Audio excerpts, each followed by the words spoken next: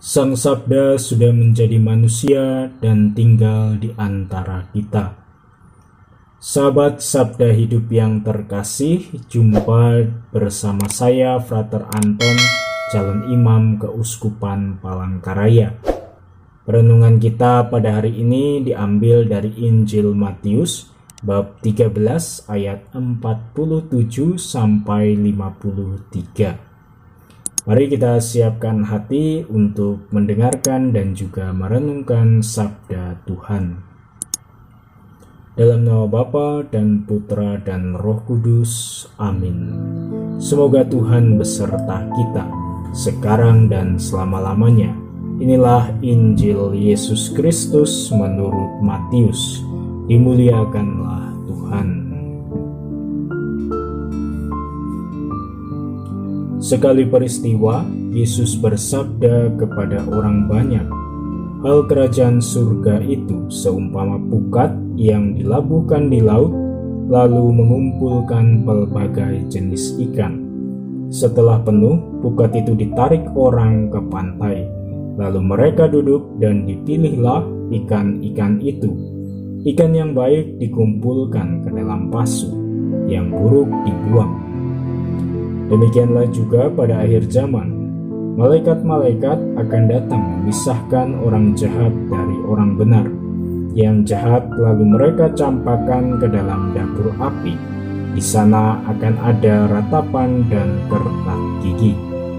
Mengertikah kalian akan segala hal ini?"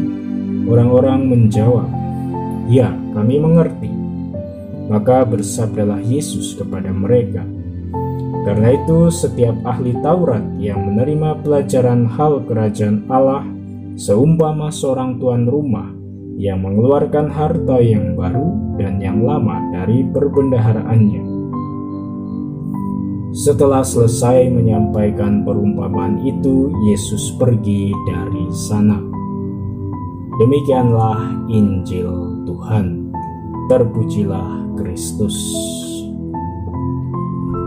Para sahabat Sabda Hidup yang terkasih, 8 tahun yang lalu ada satu film yang menarik minat banyak orang, tidak hanya di Indonesia tapi juga di seluruh dunia. Saya pada waktu itu juga menyaksikan film tersebut di bioskop. Judul filmnya adalah 2012.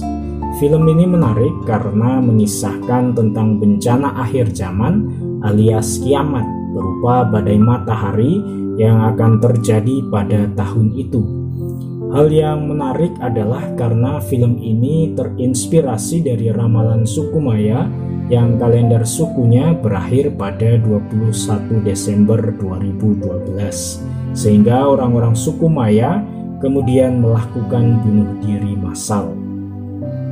Presiden Amerika dalam film tersebut kemudian merencanakan untuk membangun sebuah kamp perlindungan dan juga kapal-kapal perlindungan yang bisa memuat sekitar 100.000 orang. Ternyata jumlah tersebut sangatlah terbatas, sehingga yang akan diselamatkan pun hanya orang-orang tertentu saja. Nah, dalam bacaan Injil hari ini, Yesus juga berbicara tentang akhir zaman. Bedanya, kalau kita manusia seringkali berfokus pada bencana apa yang akan terjadi di akhir zaman, sedangkan Yesus berfokus pada siapa yang akan diselamatkan pada akhir zaman. Yesus berbicara mengenai akhir zaman dalam keterkaitan dengan hal kerajaan surga menggunakan perumpamaan tentang pukat. Pukat ibarat filter, penyaring yang memisahkan antara orang-orang yang dapat memasuki kerajaan surga dan yang tidak. Pertanyaannya adalah, apakah tidak semua manusia dapat masuk ke dalam kerajaan surga? Tentunya Allah menghendaki agar kita semua dapat kembali bersatu dengannya dalam kerajaannya. Akan tetapi Allah tidak pernah memaksa kita, karena Ia telah menganugerahkan anugerah kehendak bebas kepada kita. Allah hanya terus-menerus mengasihi kita melalui rahmat pengampunan yang dianugerahkan kepada kita, asalkan kita mau bertobat dan mengimaninya. Buah dari pertobatan adalah kebaikan yang kita usahakan dalam hidup kita sehari-hari. Kebaikan menjadi kriteria untuk dapat masuk ke dalam kerajaan surga, sebagaimana diumpamakan Yesus dengan ikan yang baik yang dimasukkan ke dalam pasu. Para sahabat Sabda Hidup yang terkasih, memang tidaklah mudah untuk berbuat kebaikan, karena seringkali meskipun kita sudah banyak berbuat baik, tapi kita juga masih mengalami perlakuan tidak menyenangkan dari orang lain atau juga mengalami peristiwa pahit dalam hidup kita. Akan tetapi bukan berarti perbuatan-perbuatan baik kita menjadi sia-sia. Justru melalui pengalaman-pengalaman yang kurang mengenakan itu, Tuhan menguji kesetiaan kita dalam melakukan perbuatan-perbuatan baik. Ujian adalah juga didikan dari Tuhan agar kita sungguh-sungguh dimurnikan menjadi orang-orang baik pilihannya.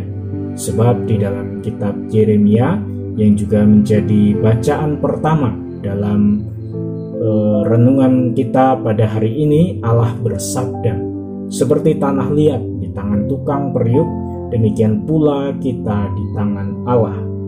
Ia akan membantu kita sesuai dengan apa yang dikehendakinya, dan dengan demikian kita dapat bersatu dengannya dalam kerajaan surga."